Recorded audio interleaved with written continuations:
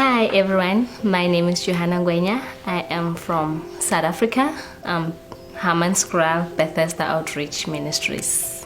I grew up in a family that was not born again, didn't believe in God, they didn't know anything about God, but they did ancestral worship and I was part of it because I was young and I had to do what I was told to do. At the age of 8 years old, my mom passed away and things just started becoming difficult for us. My family members started abusing us because they wouldn't care for us. There were days where we went without food, slept without food, and you can imagine a 2-year-old baby boy without food. The most days where we went without food was 5 days. And I had to walk every day from home to school for 30 minutes. And one of the days, Peter went 5 days without food, and I had to carry him on my back, take him to preschool where they would take care of him. And he was just crying. So when I got to the preschool, the lady asked me, why is this child crying? Because he wouldn't stop. I wouldn't talk to the lady. I wouldn't open up because I was hurt because of what was going on at home. So they took the child and gave him 2 bowls of porridge. And the child finished the 2 bowls of porridge and he was a happy boy. And the lady called me aside. I had to open up to the lady and tell her that, okay, we've been going with days without food, our family members are abusing us, and it's not easy. So the lady said, okay, I'm willing to step in and help you. I'll give you 2 packets of food every day to take home with you so you can have food. I was happy and I said thank you. But sadly, when I got home with the 2 packets of food, my family members would take the 2 packets of food from me. So we never ate what the lady gave us. And it went on for about a month, and I wouldn't tell the lady that, hey, they are taking the food away. So after a month, I told the lady to stop giving us food because we are not eating it.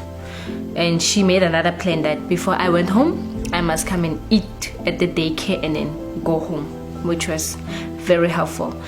And in 2003, missionaries came to our house and they took us from our struggling home to a better home. And we went to Bethesda Outreach Ministries for the first time. And during the course of the night, the first night, I woke up and I took my baby brother and I went to my other brothers. We were 5 when we went to Bethesda.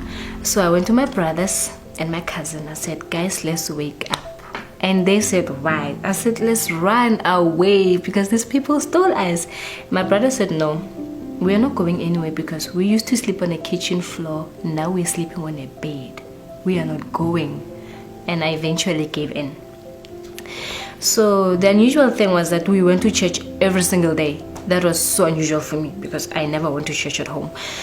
And my brothers understood the gospel before I did. They called my mom and dad that easily. For me, it was difficult because they were just 2 strangers to me. And my brothers got saved and understood the gospel. I just needed more time. So my mom sat me down and explained why I have to call them my mom and dad. And after a month, I understood and I started calling them mom and dad. And that was my mom was very happy. At the age of 13 years old, I got saved. But before I got saved, my mom had to sit me down and explain John 3:16, Romans 3 verse 23, and that I was a sinner that deserved to die, but Christ came and died for me so that I could be set free.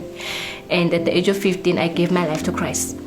But I did it to please people and to make my mom happy. I didn't fully understand it and I hadn't fully given my life to Christ.